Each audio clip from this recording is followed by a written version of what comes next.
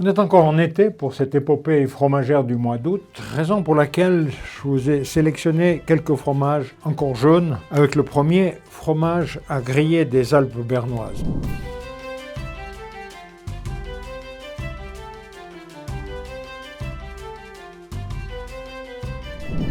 La nécessité pour pouvoir griller ce fromage, c'est qu'il soit suffisamment ferme. Donc c'est amusant parce qu'il est fabriqué comme un sérac, mais avec du lait, pas avec du petit lait.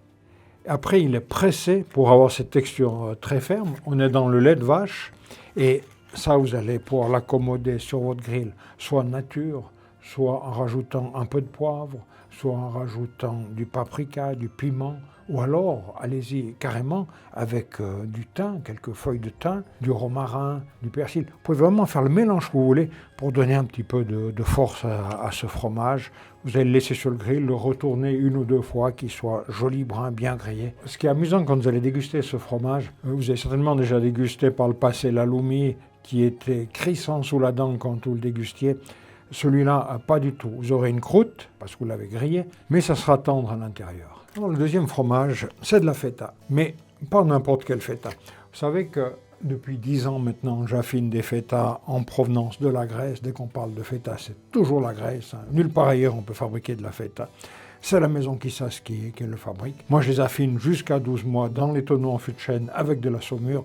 Celle-ci est complètement différente. Donc, on a une feta avec 70% de lait de chèvre et 30% de lait de brebis.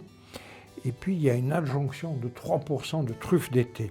Cette truffe d'été récoltée au nord de la Grèce, dans une région qui est vraiment connue pour de bons produits, et introduite dans le fromage. Ce qui est difficile quand on met quelque chose dans le fromage, c'est de garder un équilibre. Et trop souvent, on a le goût de la truffe qui va dominer, on n'a plus le goût du fromage. Et dans celle-ci, on arrive à l'équilibre, vous allez sentir la truffe, mais c'est quand même le fromage qui va dominer. Cette feta à la truffe, vous allez pouvoir la déguster de plusieurs manières. Vous allez pouvoir la mettre sur le grill, pas trop longtemps, un d'un côté, de l'autre, vous allez la griller. Et bien sûr, vous allez la mettre dans une salade composée. Elle donnera aussi toutes les saveurs avec le petit goût de truffe qui va sortir. Vous allez vous régaler avec ça. La feta à la truffe de la maison Kissas. Retour dans le canton du Valais pour ce troisième fromage. Il s'appelle Petit Valaisan fumé. Déjà, dès qu'on le sent, il y a ce parfum de fumée qui va ressortir. Comment est-ce qu'il a été fait? Il a été mis dans un fumoir traditionnel avec l'aide de notre boucher, la boucherie de Fabrice Ouillamour à Saillon. Ce fumage est réalisé par mon boucher. Pourquoi? Parce que pendant l'été, il fait tellement chaud qu'avec mon petit fumoir, même en altitude, je ne pourrais pas faire ce fumage parce qu'il faut faire un fumage à froid. Et le boucher peut s'en occuper avec une température beaucoup plus basse dans ses locaux. On part d'un fromage de laiterie, d'un fromage qui à la base était pour la raclette aussi, mais qui a été affiné beaucoup plus longtemps. Donc, avant d'être fumé, il avait déjà beaucoup de caractère. Maintenant, avec cette touche fumée, il prend encore du caractère. Et comme pour la feta, le grand travail, c'est d'avoir un bon équilibre entre fromage et fumée. Et ce qui est amusant, quand vous le dégustez, si vous fermez les yeux, vous allez vous dire, mais j'ai du fromage ou de la charcuterie? On est tellement peu habitué à avoir du fromage fumé, quoique maintenant ça devient un peu plus connu, on a tout de suite l'impression de charcuterie. Et vous verrez que c'est cet équilibre entre fromage et fumée qui va faire la différence. Aujourd'hui, on voit de plus en plus des fromages fumés. Malheureusement, la plupart du temps, c'est des fromages fumés industriellement, avec à l'intérieur du lait des goûts de fumée.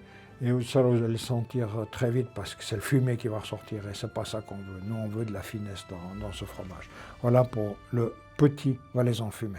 Et on passe au quatrième fromage. Retour en Savoie. On est à Bourg-Saint-Maurice, le Beaufort. Beaufort, c'est un fromage qui est connu. Ce grand fromage de 40 kilos avec cette forme concave. Celui-ci a 20 mois, ça veut dire qu'il a été fabriqué en décembre 2022. Donc commence à avoir pas mal de goût, pas mal de force. Et il y a une belle histoire à vous raconter sur le Beaufort. On va remonter presque au Moyen-Âge sur le territoire français. La plupart des fromages qui étaient fabriqués, c'était des petits fromages ou des fromages à pâte molle. D'ailleurs, à cette période-là, le fromage n'était pas du tout considéré. Il était destiné aux paysans. Ils fabriquaient le fromage et ils ne faisaient pas tellement des choses de très bonne qualité.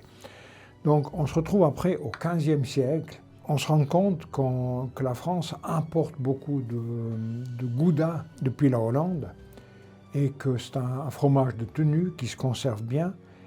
Et il commence à importer du gruyère. Et le gruyère prend vraiment le dessus.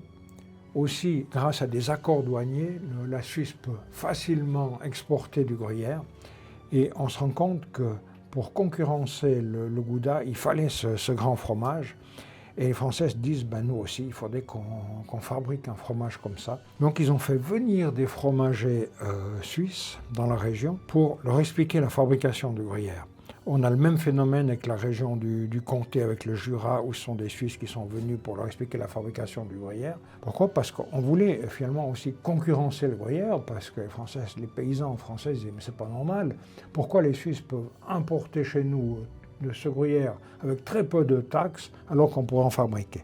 Donc ils commencent à fabriquer du Beaufort façon gruyère ou du Comté façon gruyère. On est au XVe siècle. Là, le fromage commence à être considéré, commence à avoir de la valeur, commence à avoir du nom, le nom de son origine et tout ça. C'est le début où le fromage est exporté, quand je dis exporté, soit amené jusqu'à Lyon, soit monté jusqu'à Paris, et commence à être consommé par une bonne partie de la population. À ce moment-là, la recette évolue gentiment. On s'écarte un peu du gruyère traditionnel pour arriver au fromage d'aujourd'hui avec ce grand fromage de 40 kg et cette forme concave.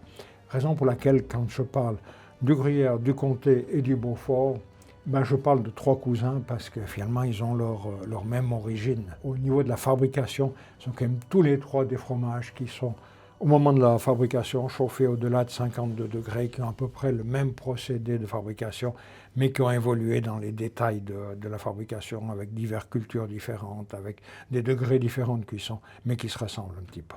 Voilà, avec ces quatre fromages, on va essayer de trouver le vin idéal. Le vin est peut-être idéal en ce moment parce que c'est encore un été qui ira très bien avec les deux premiers fromages ou avec le fromage, le petit valaisan fumé. Je vous ai trouvé aussi un vin particulier déjà avec le nom de la cave, qui s'appelle Vinareva, c'est de la famille Teta à Fuy. Ce vin, qu'est-ce qu'il a de particulier? D'abord, le raisin a été cultivé dans la région de Saillon, eux ils sont à Fuy. Mais ils ne sont pas partis pour faire ce vin orange plutôt qu'un vin rosé. Ils ne sont pas partis avec un cépage rouge, comme d'habitude quand on fait du rosé on prend du cépage rouge. Là ils ont pris un cépage blanc, 70% du cépage de la Malvoisie et 30% de Chasselas. Et comment faire avec un raisin blanc pour avoir cette couleur orange? Ils l'ont laissé macérer pendant 6 semaines pour que gentiment la couleur vienne. Après quelques mois en fût de chêne, et on a ce résultat de ce vin orangé. Donc c'est quelque chose qui ne se fait pas tous les jours, de prendre un cépage blanc et d'en faire un rosé ou un vin orangé. Le fait qu'il soit passé en fût de chêne donne-leur quand même peut-être aussi un petit peu de force, et je le verrai bien avec le petit valaisan fumé, s'il est bien frais, avec la grillade, et puis aussi avec le Beaufort, avec un vin qui va tenir la route.